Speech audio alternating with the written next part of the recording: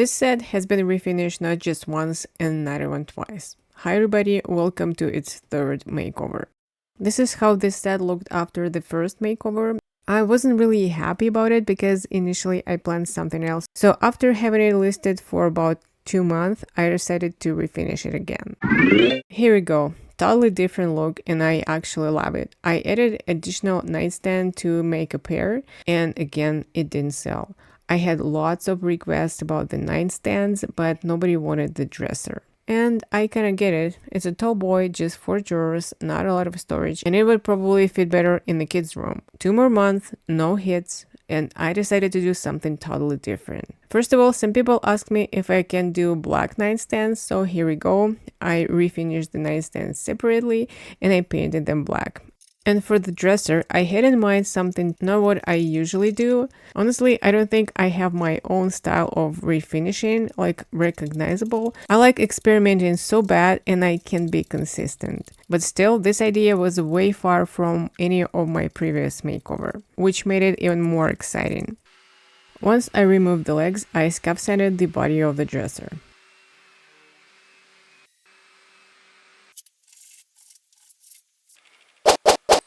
At that moment, I didn't know if I was reusing the hardware or buying a new one, but anyways, just in case, I decided to plug the holes because it would be way more complicated to plug them later. And if I decide to use this hardware, I can re-drill the holes anytime. I don't mean to brag, but I think I've come up with the best method for cutting plugs from wooden rod. I know that such small thing can be a real pain in the butt because I tried cutting plugs with a miter saw and after that I had to go on a search mission to find the plugs all over my garage. I used a jigsaw and the result was pretty much the same. Using a handsaw, well, it just takes forever. I tried cutting them with a utility knife and I even tried snips, but they always got deformed. And then I found this pipe cutter and it was a complete game changer. So if you didn't know about this trick, you're welcome.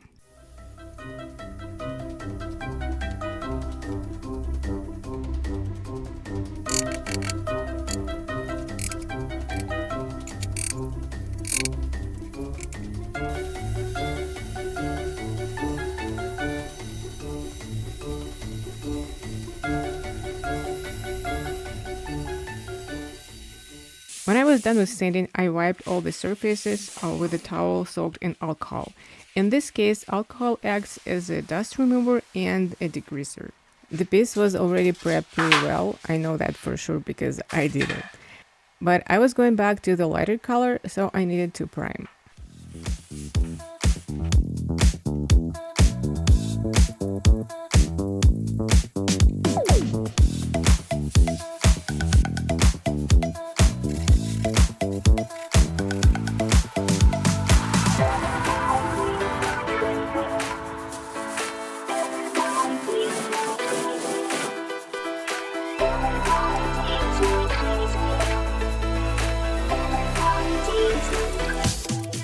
For once in your life, why can't you just simply paint the piece? That's the question I ask myself all the time. I envisioned this piece with a light wooden top, but if you watched its previous makeover, you'd know that the top wasn't wooden, it was particle board. I'm going to use a graining tool for the top, but I decided to make the base layer for my future wood grain darker. Later, I will apply a light paint on top of it, then go over it with the graining tool, and this way I'll get a contrasting pattern, if you know what I mean.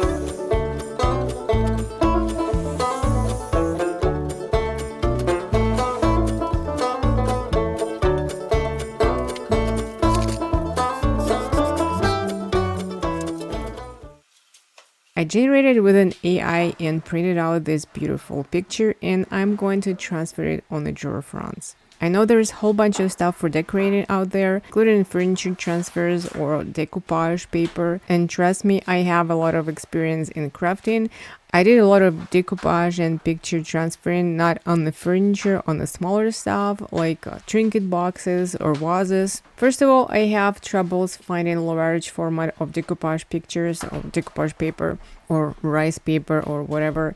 I could have used smaller format, but I don't like having seams in the borders, and there is always border no matter how thin the paper is. I wanted this dresser looking like it was painted without actually painted.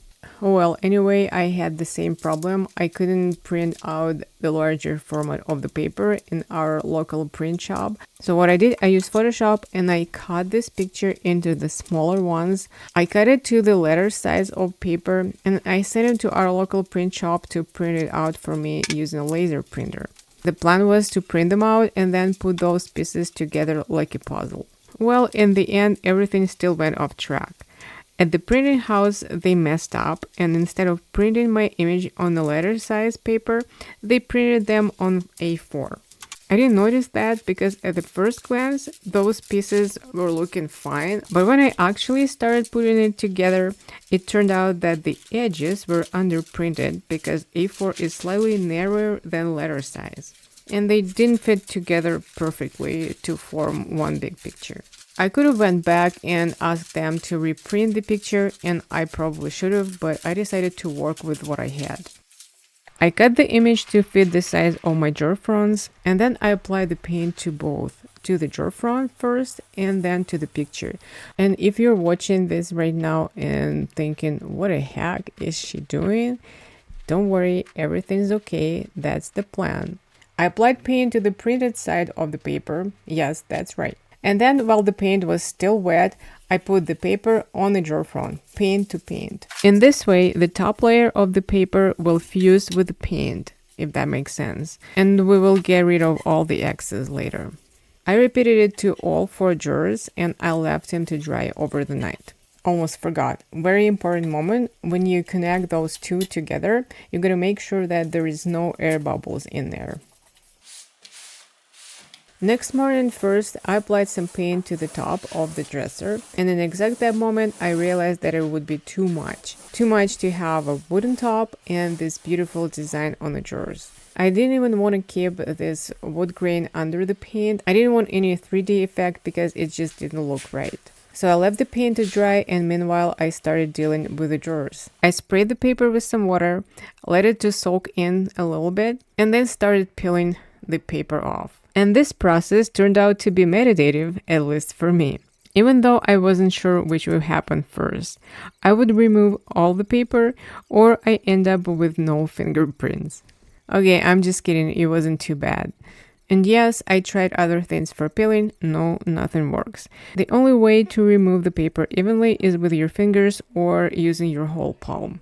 I gotta say that it wasn't my first attempt to transfer a printed image on a surface. I had tried something similar on a sample before, where I applied the paint with a brush, both on the sample and on the paper. I'm not too sure why, maybe because the sample sizes were smaller or because I used the brush, but on the samples everything turned out very even and beautiful and smooth. Here, the surface ended up textured because the paint created some uneven spots. And I liked it. So in the end, everything turned out exactly as I had envisioned. Even better.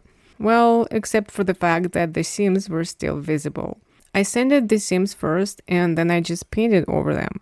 It took me about 3 hours, probably because I got carried away with the process as usual, touching up areas where I felt something wasn't painted enough. To summarize, to get everything perfect next time, I would print the image in a larger format, if it's possible, or at least A3 to reduce the seams. I'd also make sure that the image is printed correctly and that all pieces fit together. Once I was done painting, I sealed the drawer fronts with some poly. While the drawers were drying, I sanded down the faux wood grain I had created and just simply painted the top. And of course, I needed the legs to be in a lighter color. That's funny that initially they were light, but for the previous makeover I had to sand them, stain and seal. And here we go again, sanding, but this time instead of staining and sealing, I'm using hard wax oil. It's a white hard wax oil, so it's like 2-in-1, stain and seal. In a couple of hours, everything was dry and ready to be put together. I drilled the holes for the new hardware I ordered from Amazon, and I think this hardware was perfect for this piece. Then I put the legs back together, attached them to the dresser, and we are done here. Let me remind you how this dresser looked before, and once before that, and before that. And before I show you the final result, thank you so much for watching and see you in my next video.